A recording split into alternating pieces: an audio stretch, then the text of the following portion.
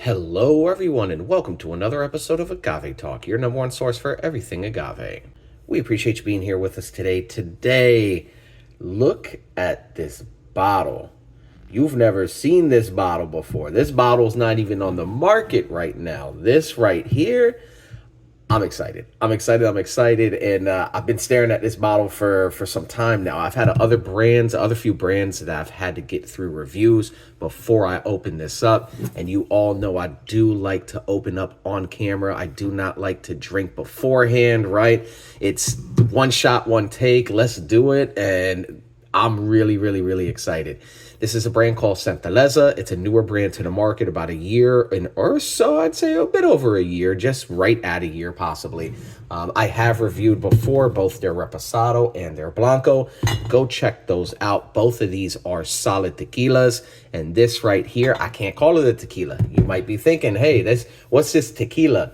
It's not a tequila, all right? This is an agave spirit. If you follow the channel, I've gone down that rabbit hole many times. Why something that is 100% Agave Azul. This is Blue Weber Agave Azul. It's actually an extra Añejo coming in at 50%. You could see here 9 years old. And this is, there's a lot going on right now. But shout out Santaleza. This brand, super cool brand for sure. Like I said, go check out those other bottles. Go watch those reviews for sure. And the star of the show today is right here. So Santaleza, looking just even at the bottle, it's tactile too. It's kind of like this matte, it's scratchy when you're touching it. They modeled this after a Tahona, right? Actually, the big giant volcanic rock that crushes tequila in real traditional style tequilas, right? But this is an agave spirit. This is not a tequila. So to be called a tequila, you actually have to go through a regulatory body, right? You guys know the CRT, if you're really kind of down that rabbit hole, kind of really nerdy, right? You are and have to go through that regulatory council to then be deemed tequila. Long story short, basically you got to pay some taxes to get a label on there and be deemed, yes, I am officially a tequila because it's a protected denomination.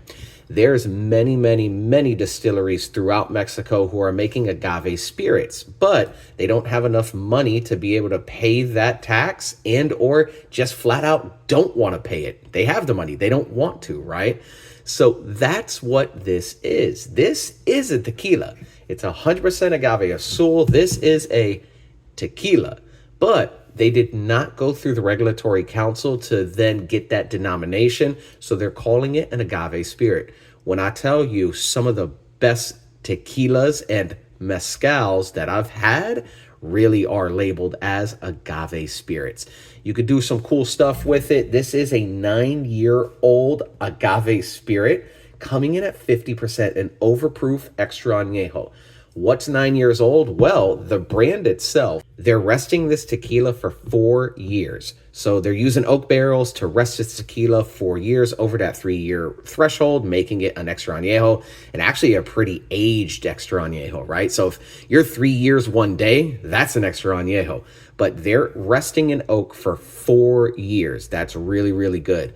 Where does the 9 years come from then? Well, after they rest in the oak barrels for 4 years, they then transfer it to stainless steel and they're resting it for 5 years in those stainless steel vats. What that does, I'm not 100% sure. I'm going to be honest, right? Resting something in stainless steel is not going to impart or impact any flavor into it. But resting for that long, it is absolutely going to change the flavor. So this right here, I'm really excited.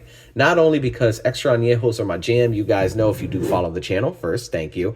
Blancos and extra añejos, that is what I love the most, right? I love tasting something in its purest form. What does it taste like? And then later on, how does that wood and that master distiller creating their recipe per se, how does that blending and aging end up working? And what does it do to something like this 4 and or 9 years later? So Santaleza Las Reservas, this is, man, I'm really excited. Just looking at the bottle, you see their graphics right there, some regulatory information, and this, oh man, This is it. This is it. We're going to open this up, all right? Enough is enough. I'm going to open this up. It's just like a plastic pull tab. This bottle is absolutely gorgeous, gorgeous, gorgeous. Shout out to the whole team over there. Oh, look at that. Even the cork. Oh, hold on. I didn't even notice this, really. I wasn't even paying attention because I didn't open it. Can I get all the plastic off right now? Come on. There we go. There's a little bit more on the neck that I just cannot get off right now. I'm gonna worry about that later. With that being said, let your bottles pop. Oh, is this a screw? What is going on here? This is really in there. Hold on. I'm trying to take it off. I thought it was a screw. I was just trying to pull it. It's not pulling. Let your bottles. Oh my gosh, what is going on? I really can't open this bottle. I might actually have to cut this and come back to. Oh, it's a screw. No, it's not. You know what? I'm not even going to edit this. You guys are on this struggle with me. This is real. I'm going to have to stand up. And, oh, that is really in there. And a little bit came out. All right. Hey. Wow. Santaleza quality control. There we go. Look, it came out and spilled on my hands. Look at this cork stopper. This is actually, like, you can hear it. Whatever the bottle's made, I don't know, like, is this glass? It doesn't feel like it. Whatever this is awesome. I love it, and I love little details like that. And yeah, man, I got some on my hand. Hey, regardless, let me get my cup out. Not sure if I'm gonna edit that or not. Who knows? I appreciate you being here. If you have not done so already, hit that like and subscribe, as well as follow us on Instagram at Agave Talk. All right, like it's even dripping down the bottle now. Let me get this really hard to take out cork back in. And hey, we're here, all right? 4-year extra añejo, aged 4 years in oak barrels, 5 years then in stainless steel. And yeah, this is, man, take a look. Legs and tears. It's slightly runny. It's not, let me see. Let me see if I could get that in focus. No, that's sticking around. Oh yeah, look at that. Look at that. There we go. Come on. It's not getting into focus. There. Oh, there we go. Okay, there we go. Right there. Look at that line. That is stuck. That's not moving anywhere. And of course, I put my finger in it and it got out of focus. Anyways, this light amber color, 4-year extra añejo, and I'm really excited. I love when brands are going above and beyond, doing something interesting, right? And let's take a sip. Let's take a sip and a sniff. Cheers. Salud. Oh yeah. Now, this is 50%. This is a high-proof extra añejo, which oftentimes you do not see. Just like high-proof blancos, which I love. That is my number one type of tequila, high-proof blanco, especially very agave forward. To have a high-proof extra añejo, oh man, this right here, it's warm. It's definitely warm in the nose. You are getting a little bit of ethanol, but it's done in a way where it's like, it's very oaky. This is very oak forward. It's agave too. There's actually a lot of agave on there. So it's that nice blend of oak with agave, but it's even spicy. It's a bit warm in my nose. Yeah, I want to say warm, not so much spicy. It definitely, as you're inhaling, it's warming my nose, and that's got to be that 50%. Oh, but it's done in a way where it's not like overpowering ethanol. And now that I've kind of sniffed it out anyways, it's really just, it's oak and agave. Leather. Like like a dried fig, maybe? Dried fig. Dried lime. Like if you dehydrated a lime, dehydrated a fig. Just kind of like some fruit on there. But more so, this is really it. It's oak, some agave, and some pepper. But leather, it's like those deep, dark tones that you're really going to be finding with pretty much a lot of extra añejos, right? But let's take a sip. Let's take a sip. Finally. Cheers. Salud.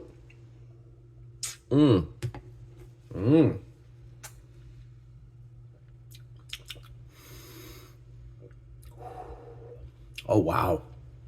Oh, that's interesting. That 50%. So I was saying there was a bit of ethanol, a bit of warming in my nose. When you take a sip of this, you can tell it's a bit overproof. It's a little bit like warm in my chest as it went down, but it does not taste like ethanol. This tastes like oak. It's got agave on there. You're getting some of that, like I said, some of that like dried, like a dried fig, a dried plum, even like prune. If you had like a prune, right? Like a really sweet prunes. Prunes sound disgusting, right? But actually prunes are pretty delicious. And let me take another sip. Mmm. Mmm.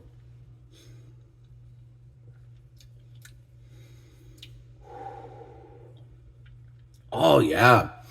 The mouthfeel on that as well, completely coating my palate. And you've got a little bit of some honey in there, like something like toasted. It's like maybe like toasted grains. It's that agave even. Like if you've ever tried like really baked agave, you bite into it. That's what it's sweet, like sweet agave. There's no, to my knowledge, no additives in this whatsoever. Even tasting it right now, I'm saying 100% there are no additives in this extra añejo tequila, and it just tastes like a really fine aged extra añejo.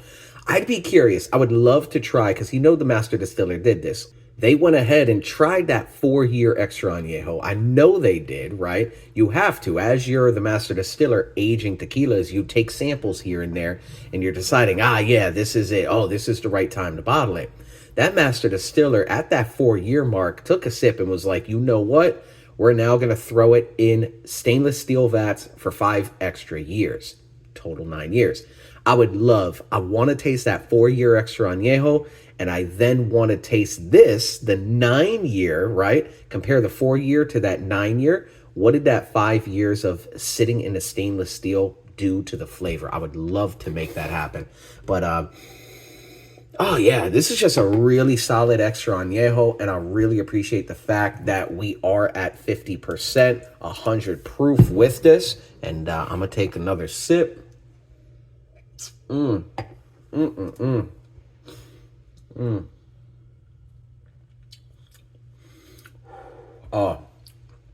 geez. That is delicious. That is clean. I am really feeling this. And I'm actually kind of upset that I'm having to drink it as fast as I do to get through the review. I would love to just sit with this. This is one of those things. I know even here in the States, the weather is changing. It's getting a little cooler. Even in Florida, yes, it does get cold here, right? I guess to Florida standards. But this is something I want to be sitting outside, just sitting by a fire, sipping on. This is delicious. Super amazing. What an incredible offer right now from Tequila Santaleza. Shout out to the whole team. I'm loving this. I'm digging this. Go check this out. If you do see this anywhere, you are not going to be disappointed. Let me take this last sip.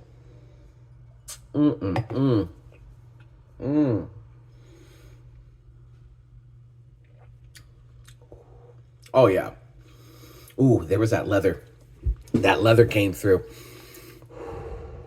And it's just warm. It's warm on the palate.